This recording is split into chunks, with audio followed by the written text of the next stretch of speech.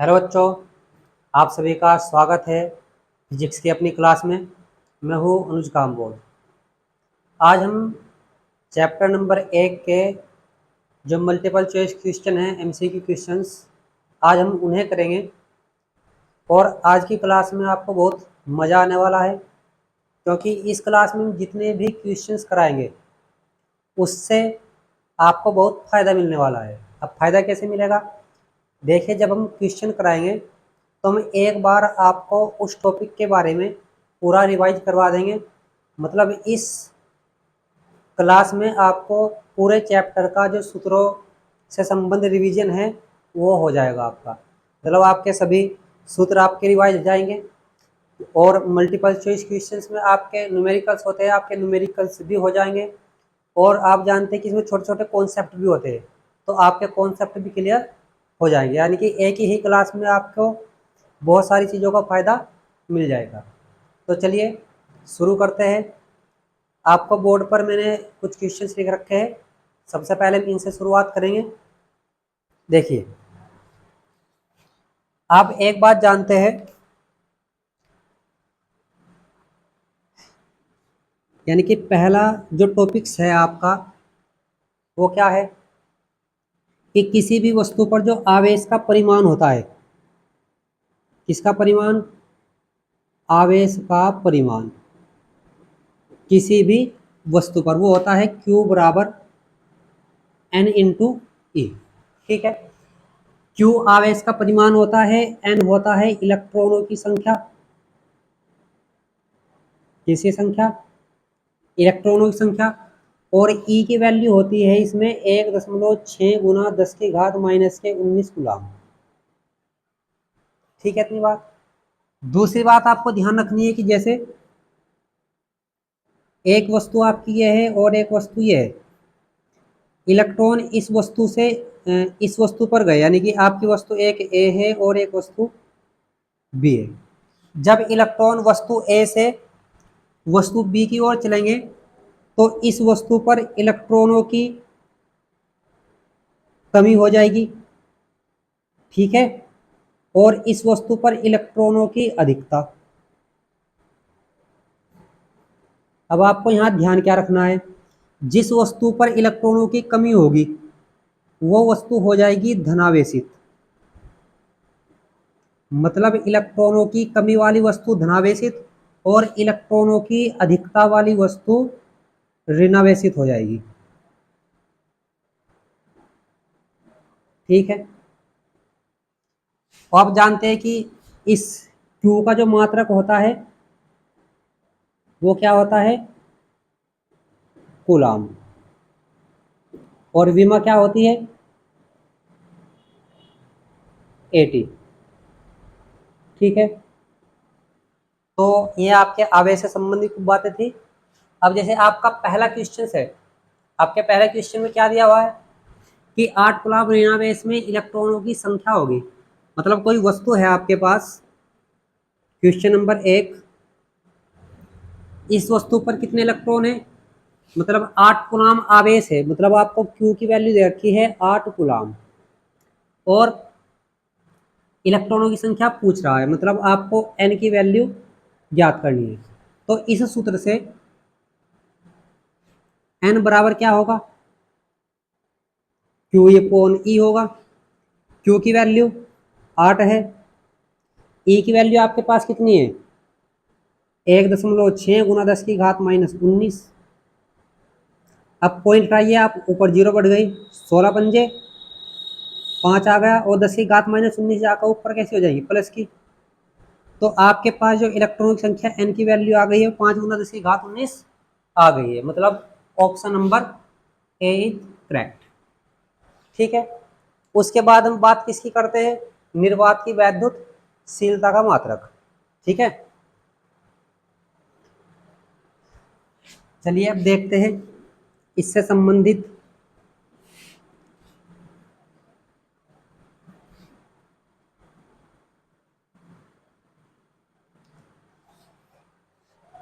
अब यहाँ पर हमें देखना है सबसे पहले कि यदि आपके पास दो वस्तुएं हैं, कितनी वस्तुएं, 1 मिनट रुक जाइए।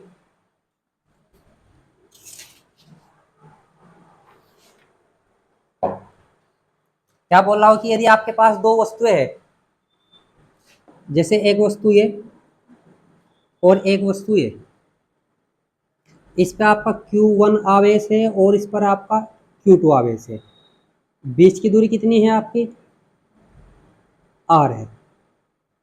तो इन दोनों के बीच जो लगने वाला बल होगा F, वो होगा A into Q1 Q2 upon R²। ठीक है, इस A का जो मान होता है वो होता है 1/4πε0, और इसी की वैल्यू हम कह सकते हैं 9 गुना 10⁹। कितनी बात समझ में आ गई है।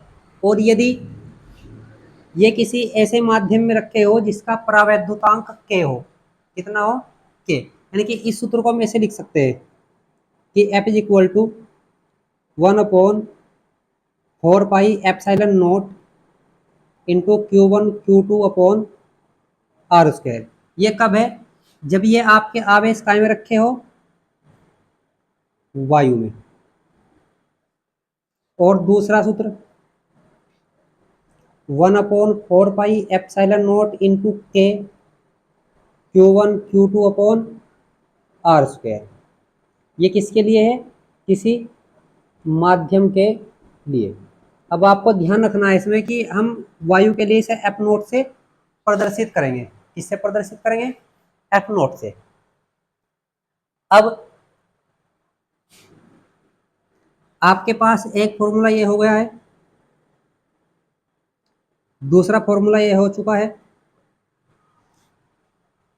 और अब आपको यहाँ पर क्या देखना है, देखिए इसमें आपका जो सूत्र में ε0 है, इसे ही कहते हैं निर्वात की वैद्युतशीलता।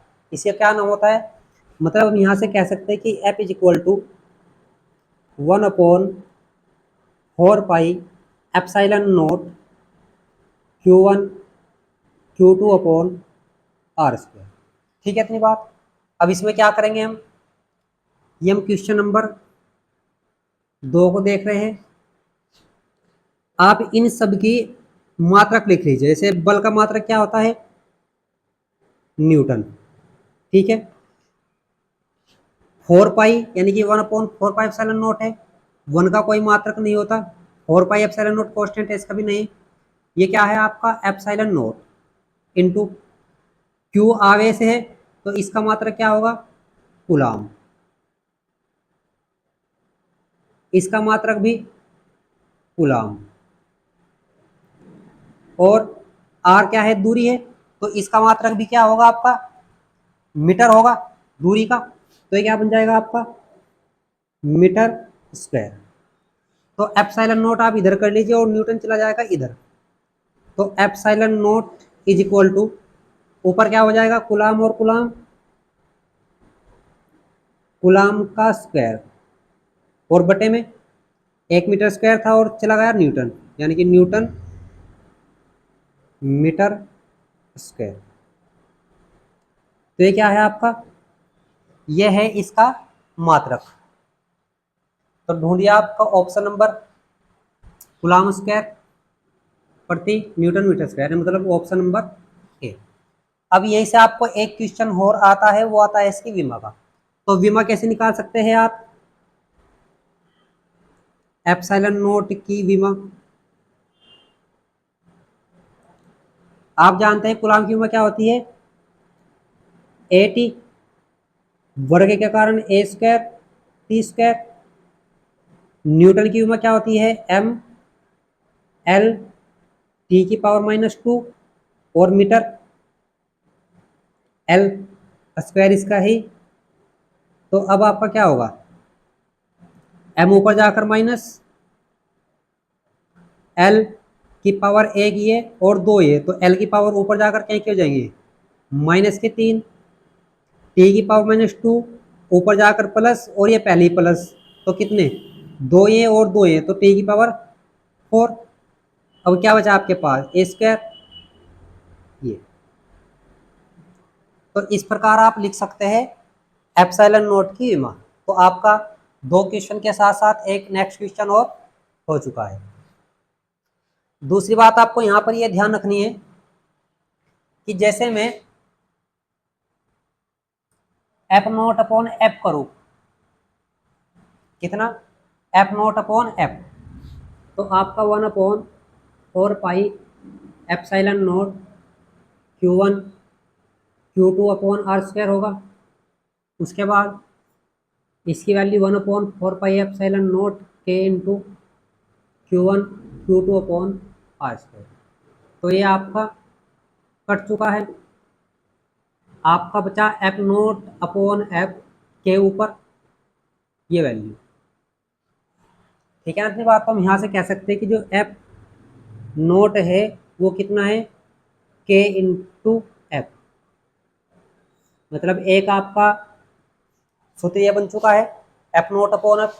अब यहाँ से आप क्या कह सकते हैं कि जब आवेशों के मध्य निर्वात था तो उसके बीच लगने वाला बल था एफ नोट, कितना था, एफ नोट।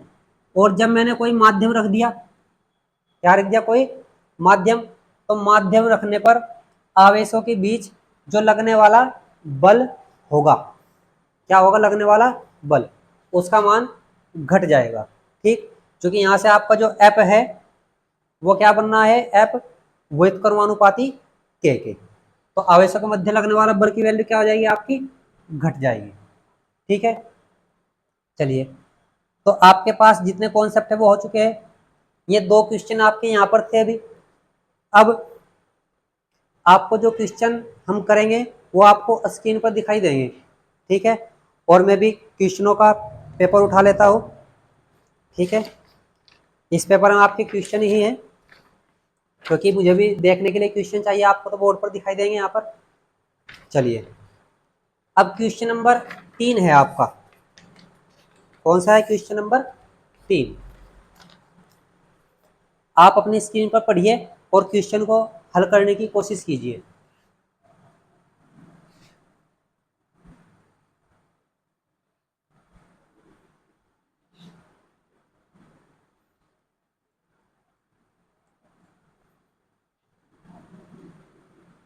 तो अब क्वेश्चन में क्या है आपके पास,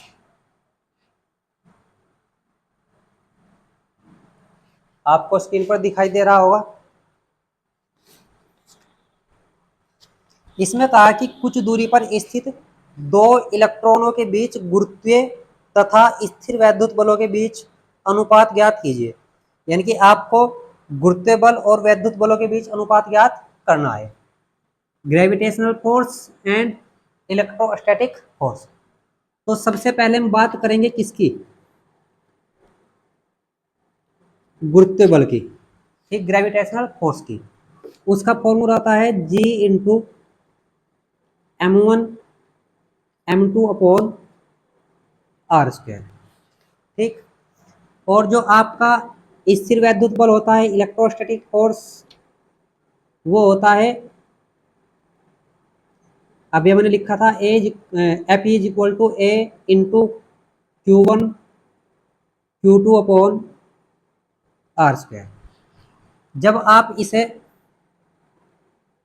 F G upon F E करोगे तो क्या होगा, G into M1 M2 upon r square upon A into Q1 Q2 upon r square.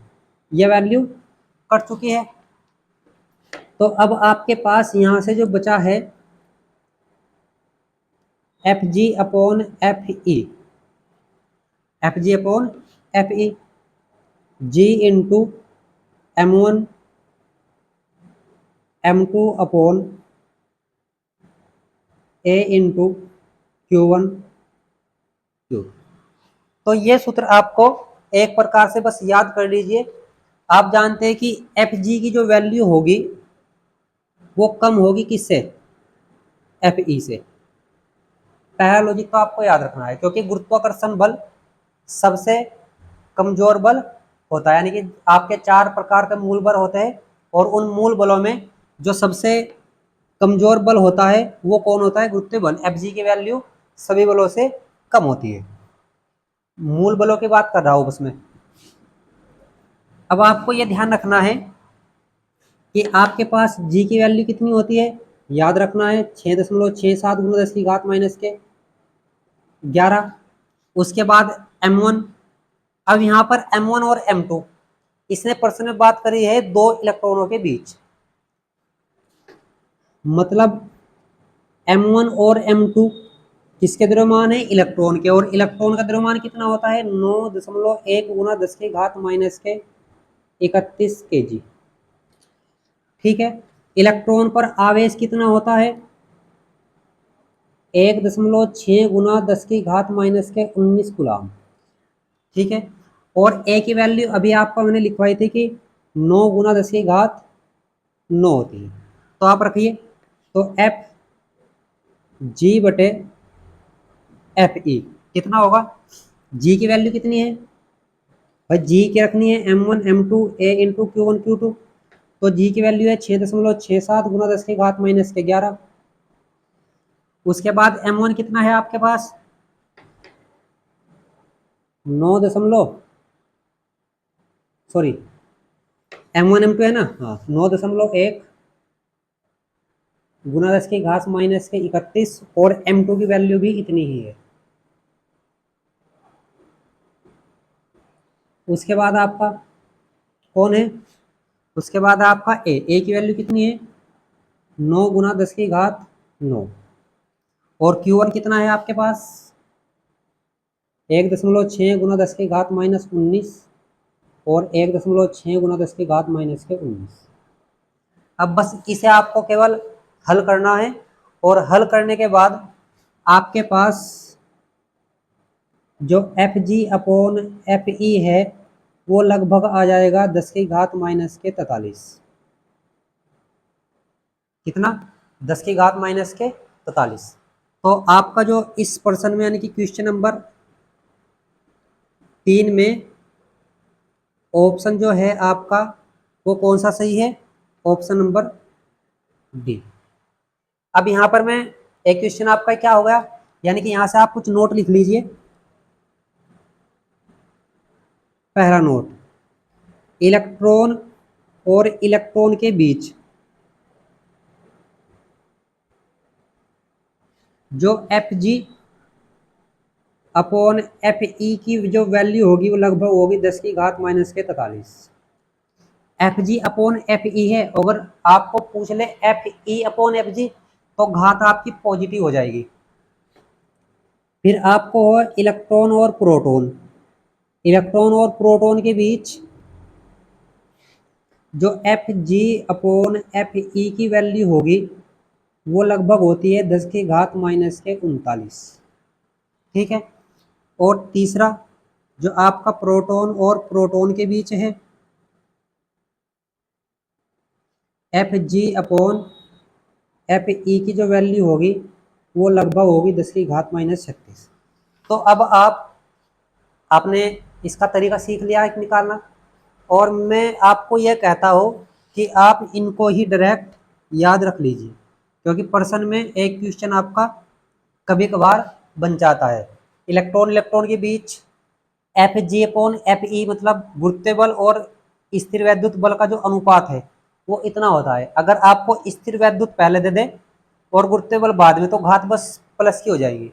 तो इलेक्ट्रॉन इलेक्ट्रॉन के बीच इतना है, इलेक्ट्रॉन और प्रोटॉन के बीच इतना है, प्रोटॉन और प्रोटॉन के बीच इतना है।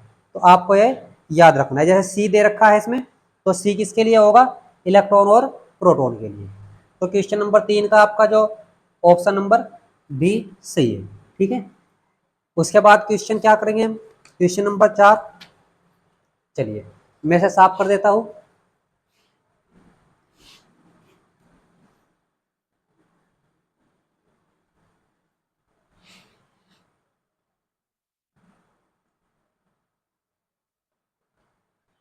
अब आपका क्वेश्चन नंबर 4 है स्क्रीन पर दिया हुआ, देखिए आप ध्यान से।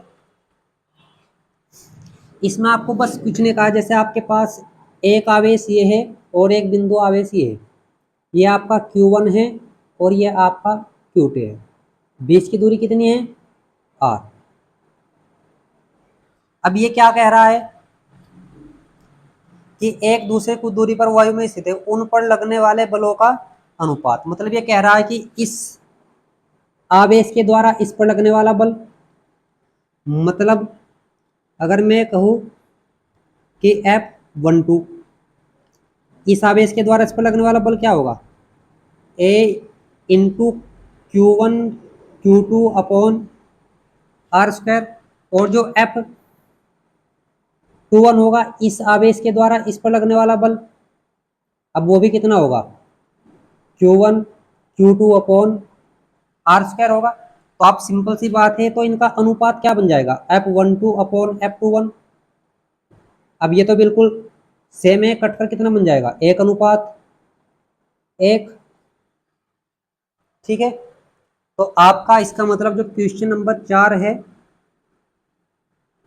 उसका जो सही क्वेश्चन है ऑप्शन,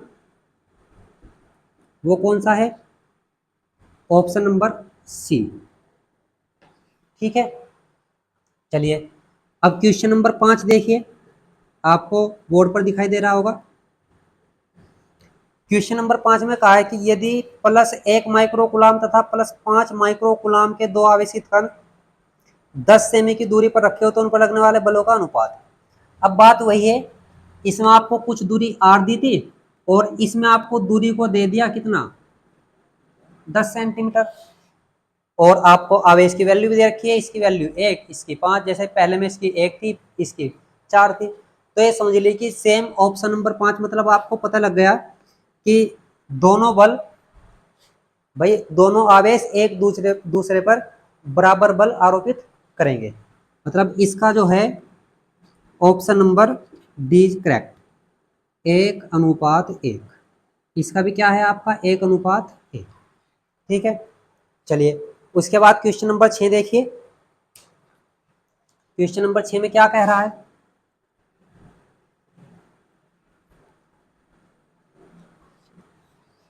अच्छा, क्वेश्चन नंबर 6 में आपको एक बात याद रखनी है कि जैसे आपके पास ये कोई बूंद है, क्या है? बूंद। और इस बूंद पर जो आवेश है वो Q है और द्रव्यमान M है। मतलब आपके पास कोई बूंद है, इसका द्रव्यमान M और आवेश Q। अब आप जानते हैं कि इस द्रव्यमान के कारण इस पर एक बल किधर लगेगा? mg लगेगा नीचे की ओर, आपका जो गुरुत्वीय बल होगा। और दूसरी बात, इस आवेश के कारण यदि इसे मैं किसी वैद्युत अक्षेत्र में रख दूं तो इस आवेश के कारण इस पर एक बल ऊपर लगेगा। अब कब लगेगा? इसने कहा है कि बूंद को संतुलित करना है। अब चूंकि आपका mg किधर लग रहा है? ग्रेविटेशनल फोर्स वो लग रहा है नीचे की ओर। अब यदि मुझे इस बूंद को संतुलित करना है तो इस आवेश के कारण इस पर एक बल, वैद्युत बल कहते हैं जिसे, Fe, Q इंटू E, वो किधर लगाना चाहिए? ऊपर। अब जब ये Fe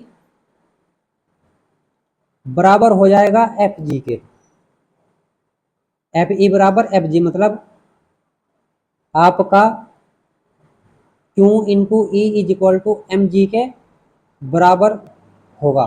तो उस समय बूंद आपकी काहे में हो जाएगी? संतुलन में। ठीक है, तो बूंद के संतुलन के लिए आपकी Fe बराबर Fg के, मतलब Fe की वैल्यू Fg के बराबर होनी चाहिए। तो देखिए अब आपको इस क्वेश्चन में,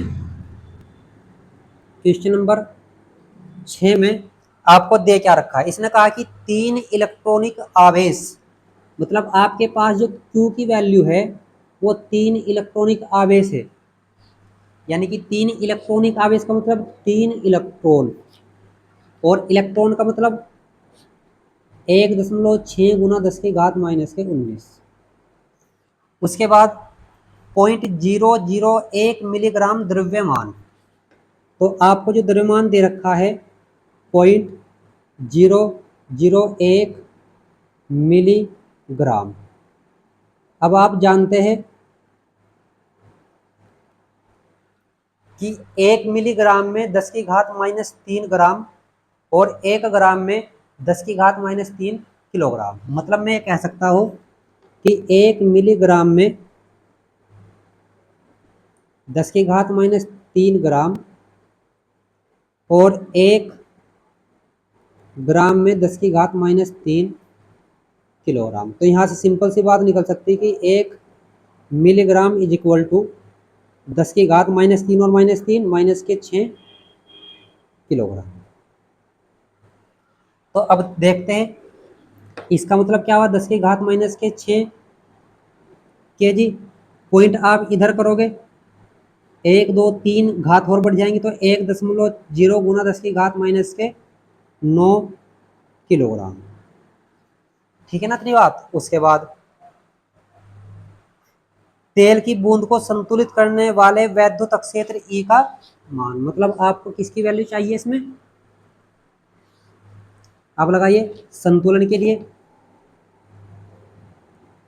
संतुलन के लिए आपका जो क्यू ई होगा वो बराबर किसके होगा, एम जी के। अब यहाँ से ई बराबर कितना आ जाएगा, एम जी अपॉन क्यू। तो ई बराबर एम की वैल्यू आपके पास कितनी है, 1 गुना 10 की घात -9 और जी की वैल्यू भी आप 10 रख लीजिए, लगभग 9.8 होता है, 10 मान लीजिए। क्यू की वैल्यू आपके पास कितनी है, 3 गुना 1.6 गुना 10 की घात -19।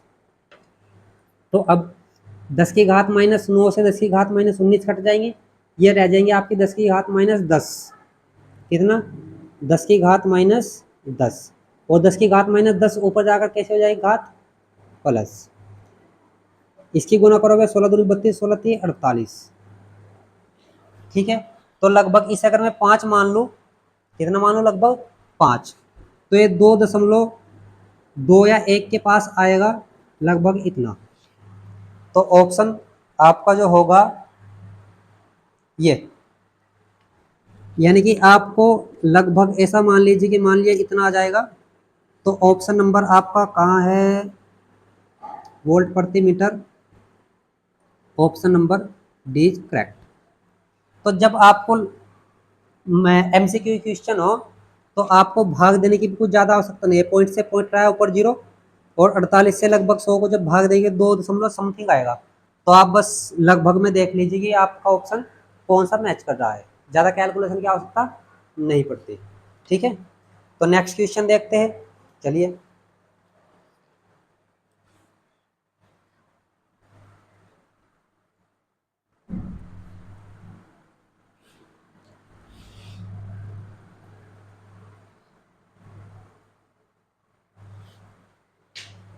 अब आपके पास क्वेश्चन नंबर 7 है। इसमें क्या कहा कि एक वर्ग के दो विपरीत कोणों पर प्लस क्यू आवेश रखा है और दूसरे दो विपरीत कोणों पर स्मॉल क्यू आवेश रखा है। यदि किसी क्यू पर नेट वैद्युत बल 0 हो तो capital Q upon small Q बराबर है। मतलब आपको इसकी वैल्यू निकालनी है। चलिए, अब इसमें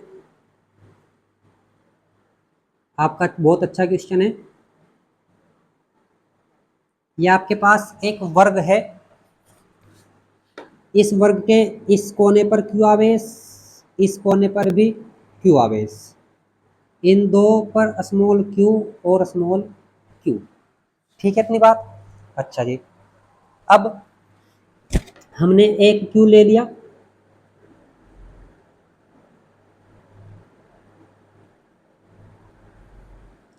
आपका A B C O D, मतलब इस वर्ग के कोनों को हमने नाम दे दिए ए बी सी डी। अब आप जानते हैं कि यदि इस वर्ग की भुजा कितनी हो, स्मॉल ए हो, तो विकर्ण कितना हो जाएगा, √2a, क्योंकि √2 इंटू भुजा होता है वर्ग का विकर्ण। ठीक है ना इतनी बात। तो चलिए, इस आवेश पर इसके द्वारा लगने वाला बल, इस आवेश के द्वारा लगने वाला बल और इस आवेश के द्वारा लगने वाला बल निकालते हैं। मतलब चलिए पहले निकालेंगे।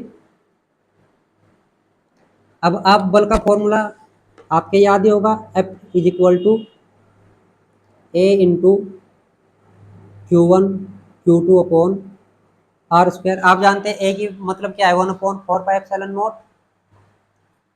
Q1 Q2 आपके आवेश है और आर आपकी है इन दोनों आवेशों के बीच की दूरी। ठीक है, तो चलिए क्वेश्चन को करते हैं। सबसे पहले हम निकालते हैं इसमें एफ ए बी, मतलब बी के द्वारा ए पर लगने वाला बल कितना होगा, A into capital Q small Q, और चूंकि आप जानते हैं कि सारी भुजाएं कितनी होंगी, ए की ही होंगी। अगर आपने भुजा ए मान ली तो अपॉन ए स्क्वायर। ठीक है, फिर आप निकाल लीजिए एफ सी ए, मतलब एफ ए सी कह लीजिए। ये क्या होगा, A into capital Q small Q और बटे ए स्क्वायर। अब ए स्क्वायर का मतलब क्या है, यहाँ पर इन दोनों आवेशों के बीच की दूरी √2 ए स्क्वायर, मतलब आपके पास जो बन जाएगा ए क्यू स्क्वायर √2 का वर्ग 2 और इंटू ए स्क्वायर। उसके बाद आप निकाल लीजिए इस आवेश के द्वारा इस पर लगने वाला बल, यानी कि F A D, A into आवेश आपके कैपिटल क्यू है स्मॉल क्यू है, बीच की दूरी ए है। तो इतना बन चुका है। अब आपको इसमें इनकी दिशा ज्ञात करनी है, क्योंकि सभी आवेश प्लस के हैं और प्लस से किधर को होती है, दूर को। तो इस आवेश के द्वारा इस पर लगने वाला बल इधर होगा एफ ए बी, इस आवेश के द्वारा इस पर लगने वाला बल किधर होगा एफ ए सी, और इस आवेश के द्वारा लगने वाला बल इधर होगा एफ डी ए, यानी कि ए डी। ठीक है, अब बात को थोड़ा सा ध्यान से समझना है। आपको इन तीनों बलों का परिणामी निकालना है। क्या निकालना है, तीनों बलों का परिणामी। आप जानते हैं कि जब आप इन दोनों बलों का परिणामी निकालोगे, क्योंकि एफ ए डी क्या है, ए Q small Q upon A square, और एफ ए बी भी कितना है, सेम है। मतलब मैं कह सकता हूँ कि F A D is equal to F A B, बराबर आप स्मॉल एफ मान लीजिए, आसान रहेगा लिखना। अब आप ये बात कहिए कि ये दोनों ही बल, यानी कि जो एफ है, में दोनों ही बल कितने डिग्री के एंगल पर है, 90 डिग्री के एंगल पर। तो यहाँ से आप ये हो जाएगा कि एफ ए बी व एफ ए डी का परिणामी। अब जब दो बल 90 डिग्री के एंगल पर हो और दोनों बल परिमाण में बराबर हो, तो उनका जो परिणामी होगा उसको नाम दे दीजिए आप एफ डैश। वो होगा √2 इंटू एक बल का परिमाण, है कि √2 इंटू एफ होगा। चलिए √2 और एफ आपका कितना है, A capital Q small Q upon A square. अब यानी कि एफ डैश की दिशा देखनी है। अब आप जानते हैं कि एफ डैश किधर होगा, इन दोनों के बिल्कुल बीच में होगा, तो एफ डैश भी आपका ये आ गया। तो परिणामी मतलब एफ डैश व एफ ए सी का परिणामी वो कितना होगा, एफ डबल डैश। चूंकि दोनों ही बल क्या है, एक ही दिशा में, तो F dash plus F A C होगा। और इन दोनों का परिणाम, यानी कि अब ये दो नहीं रही है, इन दो का परिणामी ये और इन दोनों का परिणामी ये आपका, और यही आपको क्या होगा, शून्य। क्योंकि आपको क्या क्या रखा है कि in small Q capital Q पर नेट वैद्युत बल कितना है, शून्य है। ठीक है ना, तो इसका तो जो परिणामी बल है वो शून्य होगा। तो एफ डैश कितना है आपके पास √2 एफ डैश की वैल्यू है √2 A capital Q small Q upon A square plus F A से आपके पास कितना है ए कैपिटल क्यू स्क्वायर और 2 ए स्क्वायर बराबर 0। ये बराबर से आप उधर कर दीजिए, माइनस का हो जाएगा, तो A capital Q square upon 2 A square बराबर minus √2 A capital Q small Q upon A square. एक क्यू से एक क्यू कैंसिल, ए से A cancel, small A square से स्मॉल ए स्क्वायर कैंसिल, तो क्यू इज इक्वल टू बटे में कितना है 2 माइनस के √2 और ऊपर क्या बचा है स्मॉल क्यू, तो ये 2 इधर और ये इधर, यानी कि आपके पास Q upon small Q is equal to minus के 2√2 और आप बटे में कह सकते हैं 1। मतलब इसका जो अनुपात है क्या है, अनुपात किसका अनुपात Q बटे Q का, वो कितना है -2√2 अपॉन 1। तो ऑप्शन नंबर आपका बी। तो ऑप्शन नंबर क्या है इसका आपका, यही लिख लेता हूँ मैं, option number B is correct. ठीक है, आशा करता हूँ क्वेश्चन आपके समझ में आ गया होगा। तो नेक्स्ट क्वेश्चन देखते हैं। आप स्क्रीनशॉट ले लीजिएगा, जिन क्वेश्चनों का आपको स्क्रीनशॉट लेना होगा।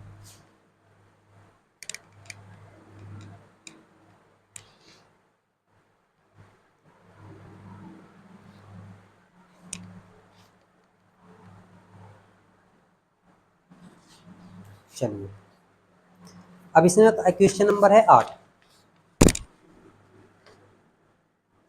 बढ़िया, क्वेश्चन नंबर 8 को क्या लिख रखा है आपको, इसमें कहा है कि एक निश्चित दूरी r पर स्थित 2 समरूप धातु के गोलों पर आवेश दे रखे हैं। मतलब आप सामान्य सी बात कह लीजिए कि एक गोला ये है और एक गोला ये है।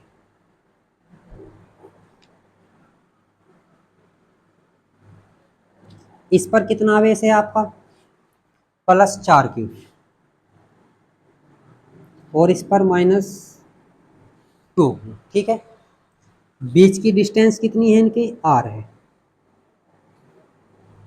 चलिए, गोलों के बीच आकर्षण बल F दे रखा है, तो F कितना बन जाएगा आपका, F is equal to A into दोनों के बीच मतलब आवेश 4Q और इंटू 2Q और बटे r²। मतलब कितना बन गया आपके पास, A 4 दूनी 8 Q² अपॉन r²। ठीक है, इतनी कहानी। उसके बाद पढ़िए, यदि दोनों गोलों को स्पर्श कराकर पुनः उसी दूरी पर रख दिया जाए तो उनके बीच बल होगा। तो स्पर्श कराने के बाद प्रत्येक पर आवेश। अब आपको बस ये कॉन्सेप्ट याद रखना है यहाँ कि जब इन दोनों गोलों को हम स्पर्श करा देंगे तो स्पर्श कराने के बाद जो प्रत्येक पर आवेश होगा वो बराबर होगा Q1 डैश और Q2 डैश, यानी कि दोनों बराबर हो गए। और कितना होगा, वो होगा Q1 + Q2/2, मतलब दोनों आवेशों का योग और बटे 2। तो ये आपका कितना है 4Q है, प्लस ये कितना है माइनस के 2Q है और बाई 2। माइनस प्लस माइनस यानी कि 4Q में से 2Q गए, 2Q और बटे 2, कटकर आपका कितना आया Q। यानी कि दोनों गोलों पर जो आवेश रह जाएंगे वो कितने रह जाएंगे आपके Q रह जाएंगे। तो अब बल जो एफ डैश होगा वो ए इंटू आवेश प्रत्येक पर क्यू क्यू है और बीच की दूरी आर स्क्वायर। ठीक है ना बात। चलिए अब हम कह सकते हैं कि एफ डैश बटे एफ, मतलब इसके बटे आप उसे कर दीजिए तो ये आपका A Q Q Q square हो गया आर स्क्वायर और बटे इसे 8 Q square upon r square. तो क्यू से क्यू कट गया, आर स्क्वायर से आर स्क्वायर, ए से ए, तो कितना बचा है 1/8। तो F dash equal to F इधर पहुंच जाएगा तो एफ बटे 8। तो ऑप्शन नंबर आपका कौन सा होगा, डी, डी इज करेक्ट। तो ऑप्शन नंबर डी आपका सही है। ठीक है ना। चलिए क्वेश्चन नंबर 9।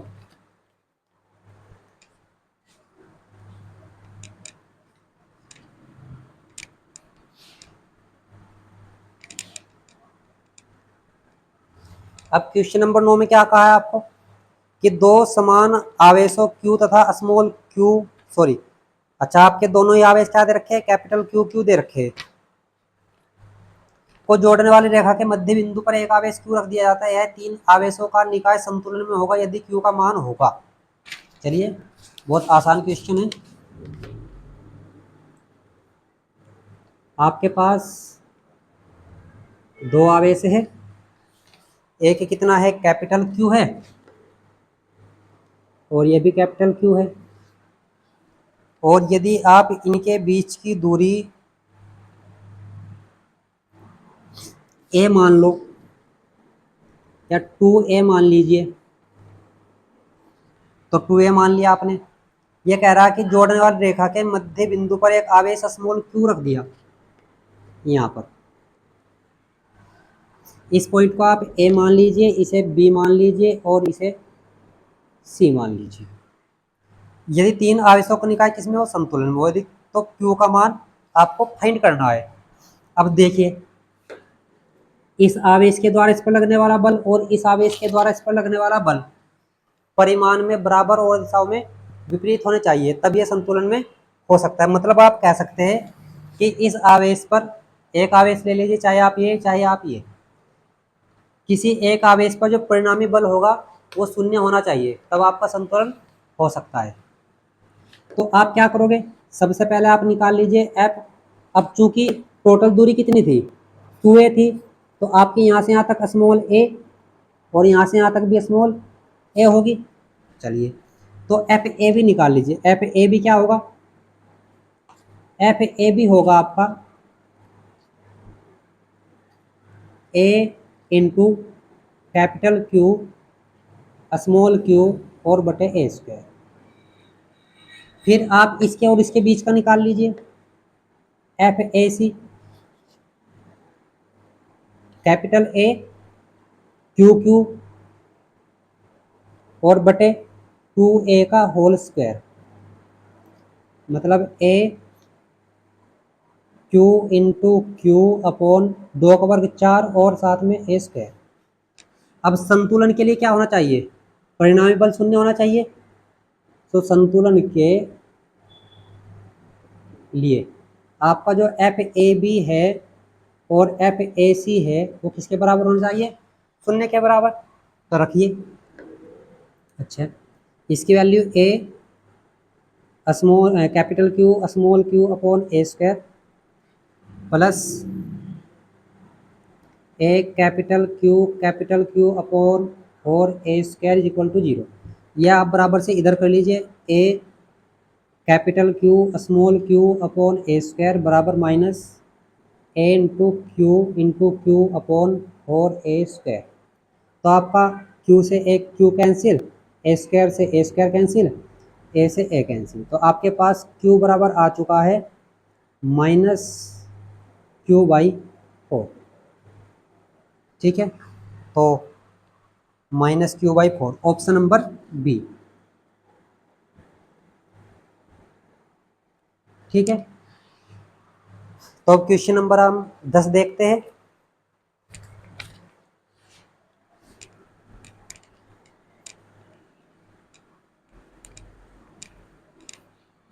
देखिए, अगर आपका कोई क्वेश्चन ऐसा है कि आपको कुछ हल्का फुल्का समझ में नहीं आ रहा है, तो आप वीडियो को दोबारा पीछे से चलाकर उस क्वेश्चन को धीरे धीरे करके देख सकते हैं। और सबसे ज़्यादा अच्छा रहता है कि आप क्वेश्चन को एक बार यहाँ पर देखकर कि मैंने कैसे किया है और अपना अभ्यास कर कर देखें, तब आपको सूत्र भी याद हो जाएंगे, कैलकुलेशन भी आपके आसान हो जाएगी और आपके क्वेश्चन करने भी आ जाएंगे। लेकिन ऐसा तभी हो सकता है जब आप अपने हाथ से उन्हें करके देखें। और दूसरी बात, यदि आपको क्वेश्चन अच्छे लग रहे हो, वीडियो अच्छी लग रही हो, तो सभी बच्चों से निवेदन है कि वीडियो को अन्य बच्चों को शेयर कर दें और जितने बच्चे इस चैनल पर नए हैं वो चैनल को सब्सक्राइब कर दें। ठीक है, और वीडियो अच्छी लगी हो, क्वेश्चन आपके समझ में आए हो, तो चैनल को आप वीडियो को लाइक भी कर दें। ठीक है, तो चलिए है आपका क्वेश्चन नंबर 10।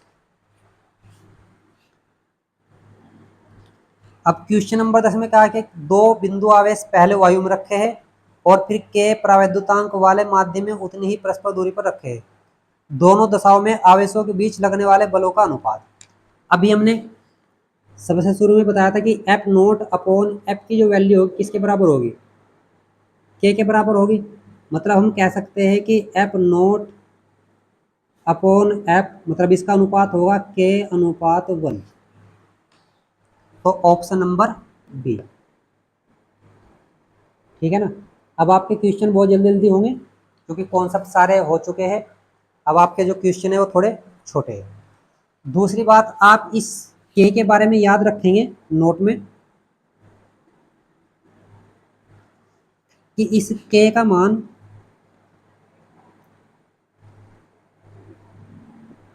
एक के बराबर या उससे बड़ा होगा और इन्फिनिटी से छोटा या उसके बराबर होगा। मैं कह सकता हूं कि निर्वात के लिए, निर्वात या वायु के लिए के का मान होगा 1। ठीक है, और किसी भी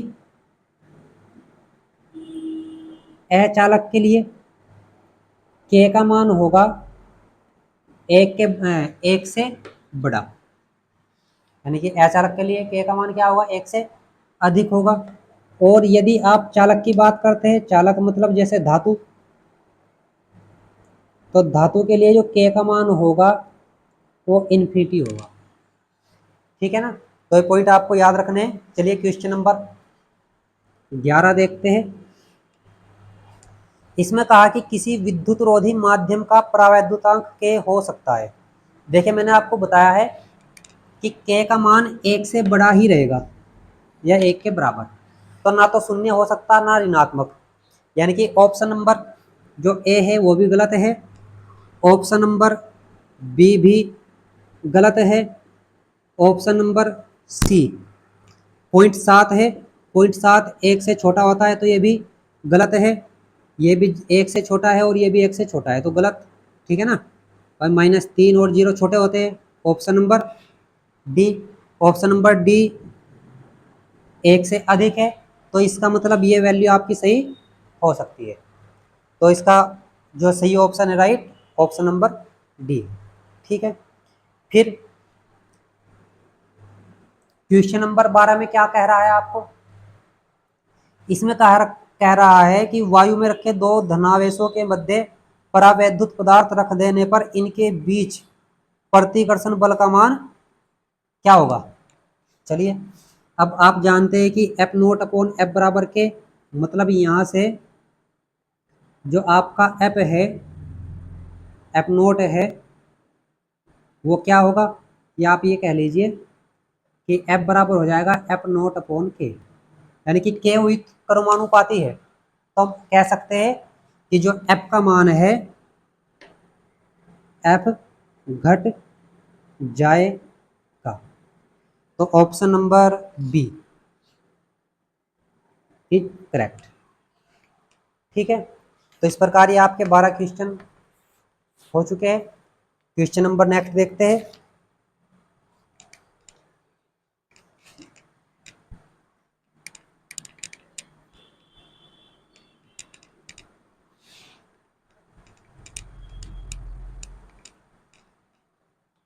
चलो। अब आपका जो है क्वेश्चन नंबर 13 है।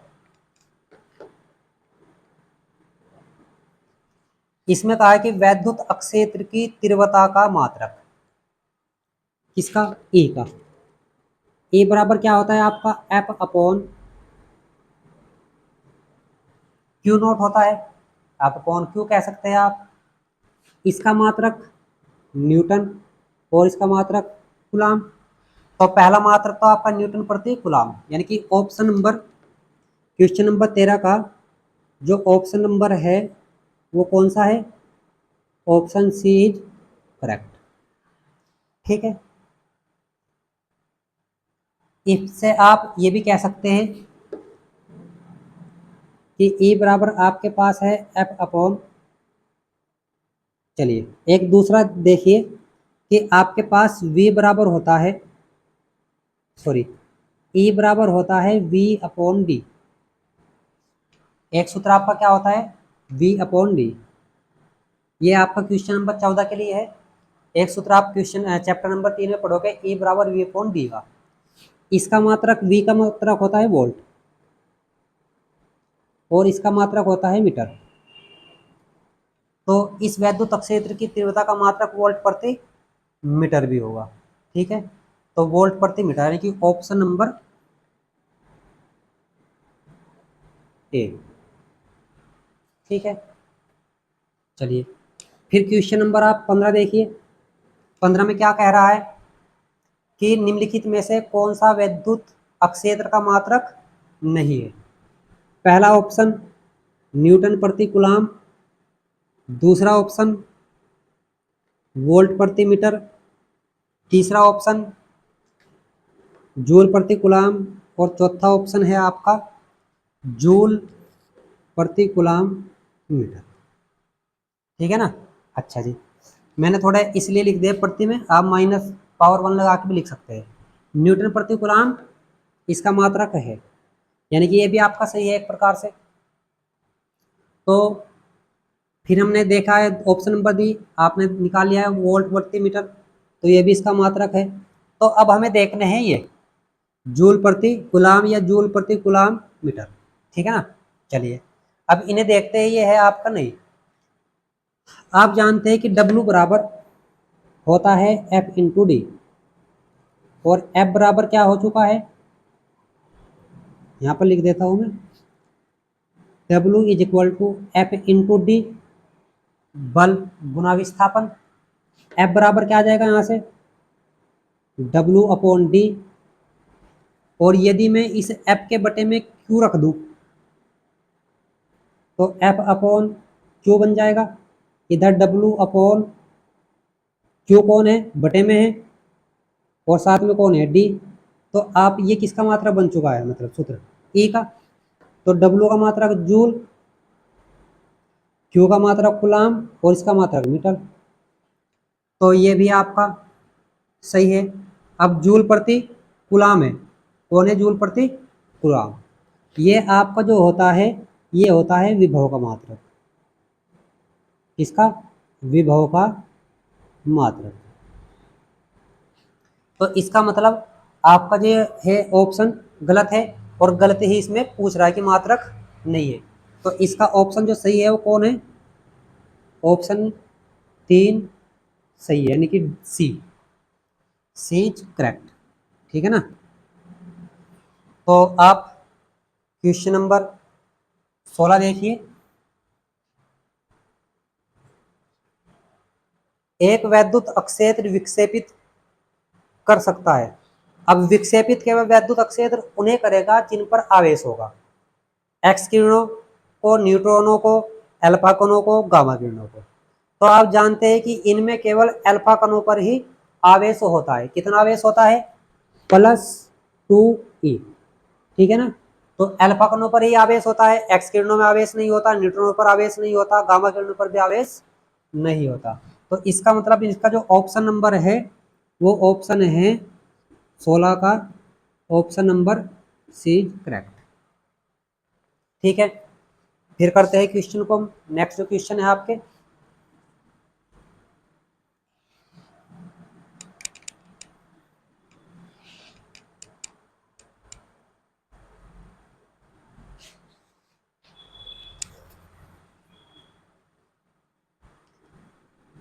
17।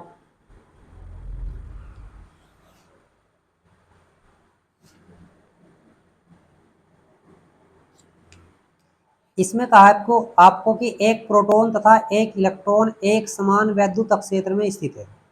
उन पर लगने वाले बल वैद्युत बल बराबर होंगे, बलों के परिमाण बराबर होंगे, उनके त्वरण बराबर होंगे, उनके त्वरणों के परिमाण बराबर होंगे। आप जानते हैं कि एफ का जो फॉर्मूला होता है वो होता है Q1 Q2 upon r square.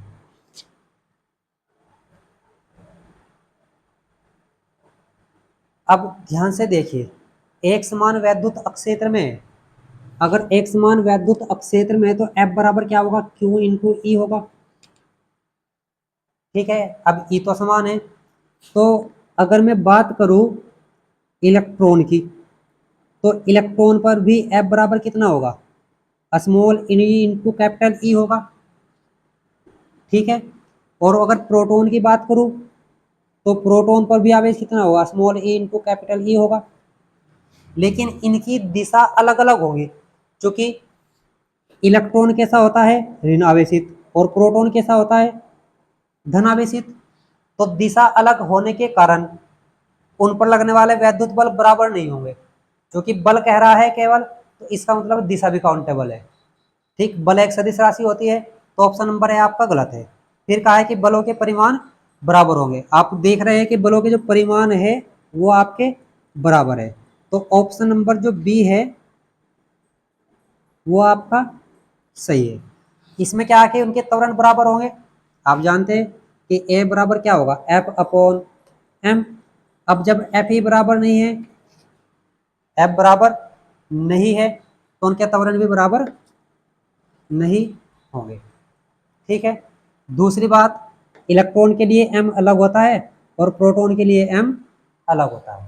ठीक, इलेक्ट्रॉन का द्रव्यमान कितना होता है, 9.1 गुना 10 की घात माइनस 31, और प्रोटॉन का कितना होता है, 1.67 गुना 10 की घात माइनस 27। तो इसीलिए f बराबर होने से इनके त्वरण भी बराबर नहीं होंगे, तो option number B is correct. 18,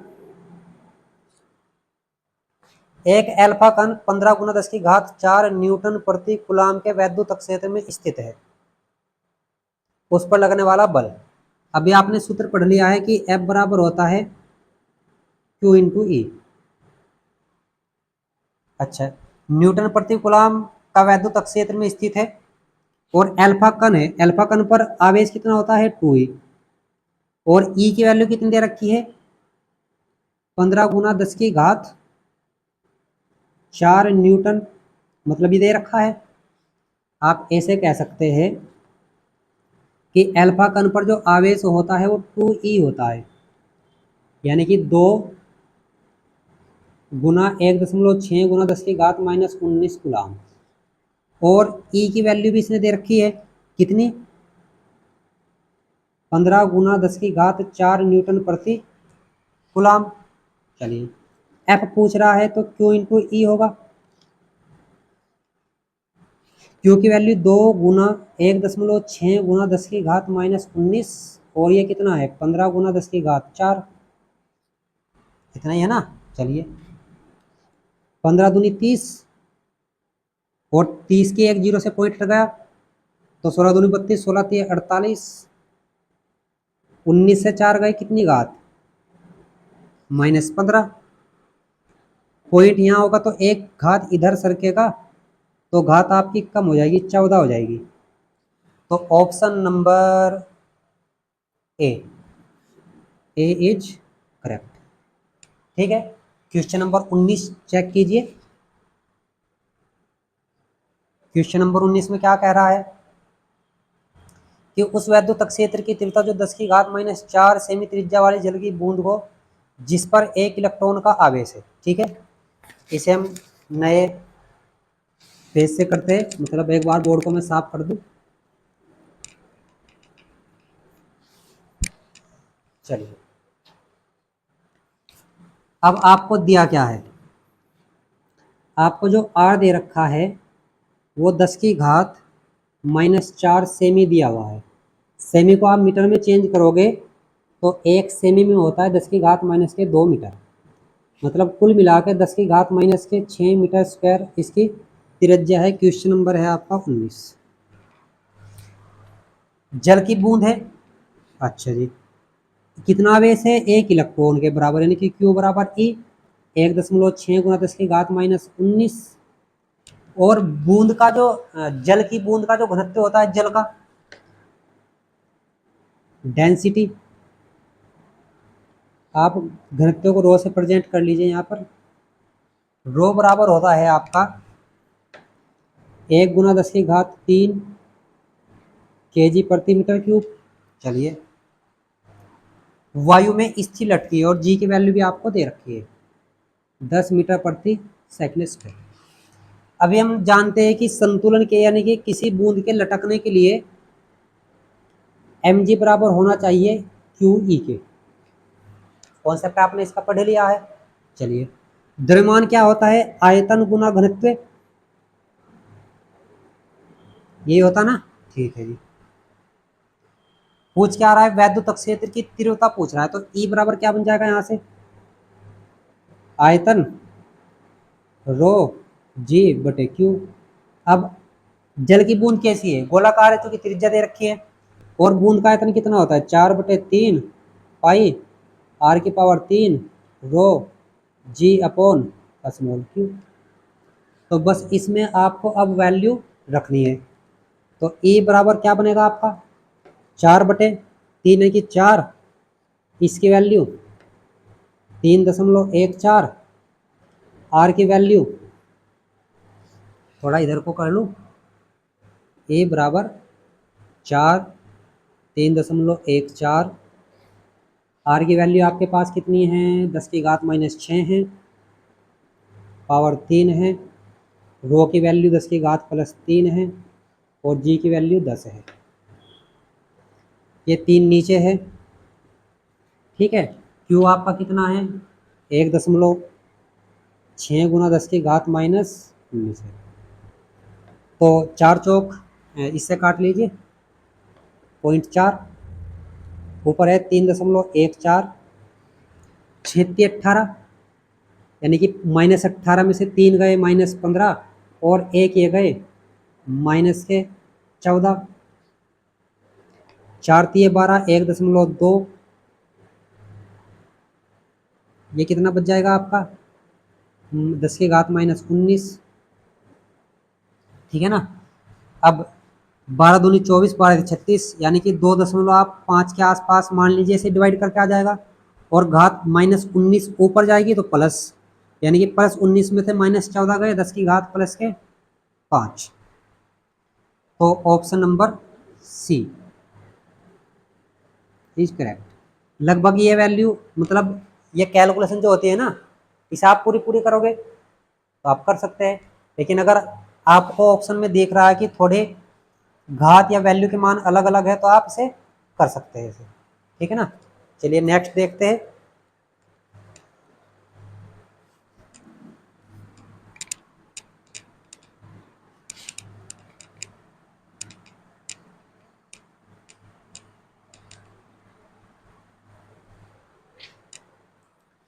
अब क्वेश्चन नंबर आपका 20 है, दूरी r पर स्थित दो बिंदु आवेश प्लस क्यू तथा माइनस क्यू के बीच बल F है, ठीक है जी। यदि एक आवेश स्थिर हो और दूसरा उसके चारों ओर r त्रिज्या के वृत्त में चक्कर काटे तो कार्य होगा। एक बात आपको ध्यान रखनी है कि जैसे आपके पास कोई भी कण वृत्ताकार पथ पर चल रहा है, इस पर वृत्ताकार पथ पर, तो यहाँ डिस्टेंस और बल के लंबवत होने के कारण, किस किस के बल, डिस्टेंस के और बल के लंबवत होने के कारण जो किया गया कार्य होता है वो कितना होता है, हमेशा शून्य, यानी कि वृत्तीय पथ पर जो किया गया कार्य होता है हमेशा शून्य। तो आपको बस ये कॉन्सेप्ट याद रखना है, जब भी आपको दिखे कि वृत्ताकार पथ पर कार्य पूछ रहा है तो वृत्ताकार पथ पर कार्य शून्य होगा, मतलब option number D is correct, ठीक है। चलिए, अब उसके बाद आपको क्या दे रखा है, मैं अगर अब बात करूं थोड़ी सी यहाँ पर ऐसी, सबसे पहले वैद्युत द्विध्रुव के बारे में। चलिए इसे मैं साफ कर देता हूँ पहले।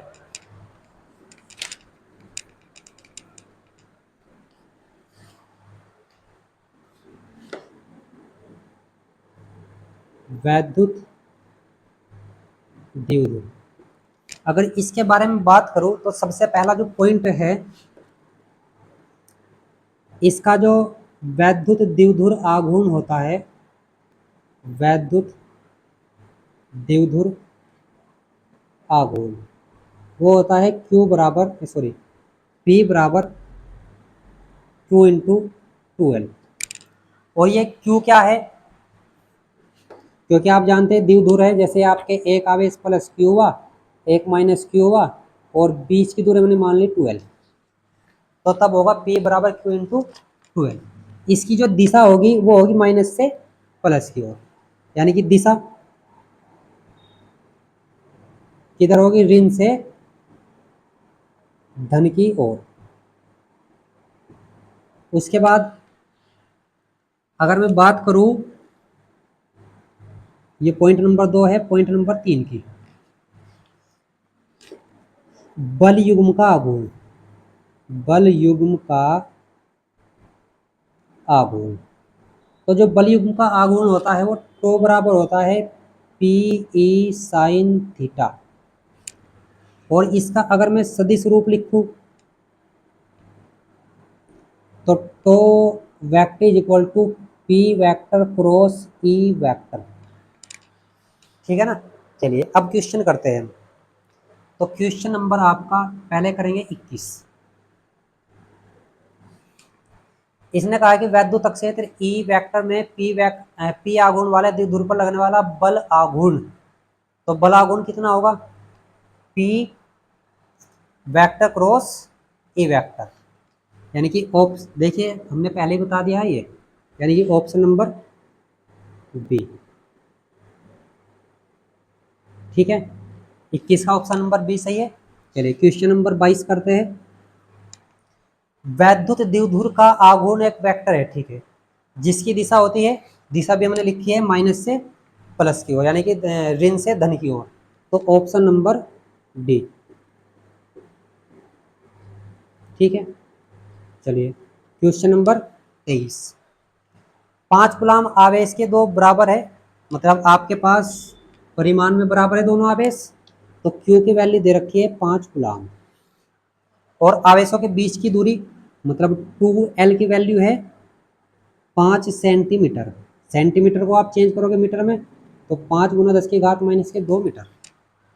वैद्युत द्विध्रुव आघूर्ण आपको ज्ञात करना है P, Q इंटू 2L 5, और इसकी वैल्यू 5 गुना 10 की घात माइनस के 2, तो पंजे पंजे 25। ठीक है, तो option number A is correct. ठीक है, 24वां देखते हैं। चलिए 24 में 2 कूलम्ब के दो बराबर विपरीत आवेश परस्पर 0.04 मीटर की दूरी पर रखे गए निकाय का वैद्युत द्विध्रुव आघूर्ण, मतलब आपके पास Q की वैल्यू वही है 2 कूलम्ब, 2L की वैल्यू आपको दे रखी है 0.04, P पूछा है तो P बराबर Q इंटू 2L होगा ही, तो Q की वैल्यू 2, 2L की वैल्यू 0.04, 4 दूनी 8, 0.08 कूलम्ब मीटर। तो 0.08 का मतलब हो चुका है, पॉइंट इधर खिसका हो गया 8.0 गुना 10 की घात माइनस के 2, तो option number B is correct. ठीक है, अब आपका क्वेश्चन नंबर देखते हैं 25।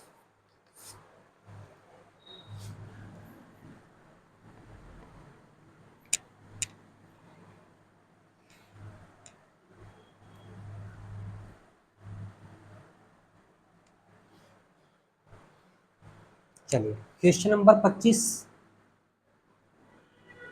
इसमें क्या कहा है आपको,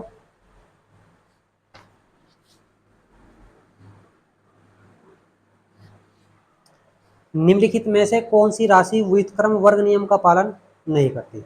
देखिए इसमें कहा कि ऑप्शन नंबर ए में कि एक बिंदु आवेश के कारण वैद्युत क्षेत्र की तीव्रता, तो बिंदु आवेश के कारण वैद्युत क्षेत्र की तीव्रता ए बराबर होती है 1/4 pi epsilon naught Q upon r square. मतलब इसमें जो ई है वो व्युत्क्रमानुपाती किसके है, आर स्क्वायर के। ऑप्शन नंबर बी, ये ए है ये बी है।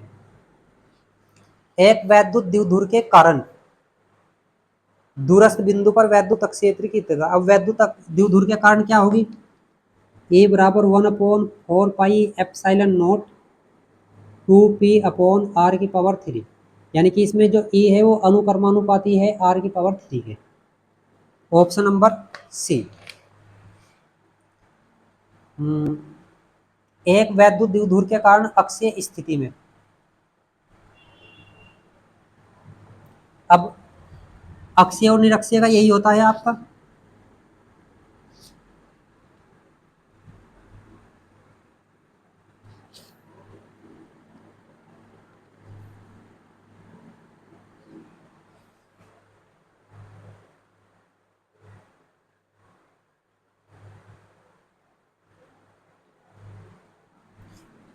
इसमें सी में कहा है वैद्युत विभव, यानी कि वी होगा 1/4 पाई एप्सिलॉन नॉट 2p/r⁻2। मतलब इसमें जो v है वो अनुक्रमानुपाती है r⁻2 के। एक आवेशित गोले के कारण गोले के बाहर किसी बिंदु पर वैद्युत क्षेत्र की तीव्रता, यानी कि गोले के बाहर, जो गोले के बाहर वैद्युत क्षेत्र की तीव्रता होगी वो E बराबर होगी 1/4 पाई एप्सिलॉन नॉट Q/r²। मतलब इसमें भी जो E है वो r के वर्ग के अनुक्रमानुपाती है। अब आपको इसमें बिल्कुल स्पष्ट दिख रहा होगा कि ये भी ऑप्शन सही है, क्योंकि 1/r² है, व्युत्क्रम वर्ग नियम का पालन कर रहा है। इसमें भी कर रहा है, इसमें भी कर रहा है, किसमें नहीं कर रहा, इसमें। तो ऑप्शन नंबर जो है इसका वो क्या है, option number B is correct, क्योंकि इसमें आपको पूछा है कि कौन सी राशि व्युत्क्रम वर्ग नियम का पालन नहीं करती। ठीक है, चलिए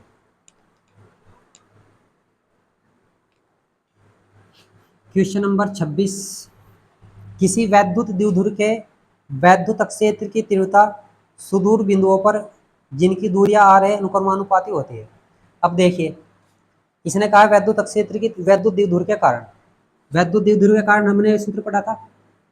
मतलब इसमें आपका जो E है वो क्या है, व्युत्क्रमानुपाती है r⁻3 के। तो ऑप्शन नंबर सी, ठीक है, ये आपका सही है। Question number 27। एक इलेक्ट्रॉन के आवेश से द्रव्यमान का अनुपात E/m 1.6 × 10⁻⁻19 और m की वैल्यू कितनी होती है इसके लिए, इतनी। तो क्या करेंगे, घात ऊपर पॉइंट हटा लीजिए, 16/91, घात ऊपर जाएगी प्लस, यानी कि 31 में से 19 गए 10⁻12। अब इसे आप डिवाइड कर लीजिए, 0.177 × 10⁻12, पॉइंट इधर किसका हो गया 1.77 × 10⁻11 गुलाम प्रति केजी। तो option number A is correct. ठीक है, तो इस प्रकार ये आपके लगभग सभी क्वेश्चन हमने कर दिए हैं एक ही वीडियो में। आशा करता हूँ यह वीडियो आपकी समझ में आई होगी, सभी क्वेश्चन अच्छे से समझ में आए होंगे। तो इन्हें देखकर आप अन्य एमसीक्यू क्वेश्चन भी कर सकते हैं। ठीक है, यदि आपको वीडियो अच्छी लगी हो तो वीडियो को सब्सक्राइब करना और शेयर करना। देखिए वीडियो अच्छी लगने का मतलब होता है कि क्वेश्चन आपको समझ में आ रहे होंगे। क्वेश्चन अगर आपके समझ में आ रहे हैं तो चैनल को सब्सक्राइब कीजिएगा और वीडियो को लाइक और शेयर कीजिएगा, जिससे आपके साथ साथ हमें भी थोड़ा मोटिवेशन मिलता रहे। तो चलिए नेक्स्ट वीडियो में मिलते हैं। तब तक के लिए सब बच्चे अपना ध्यान रखें।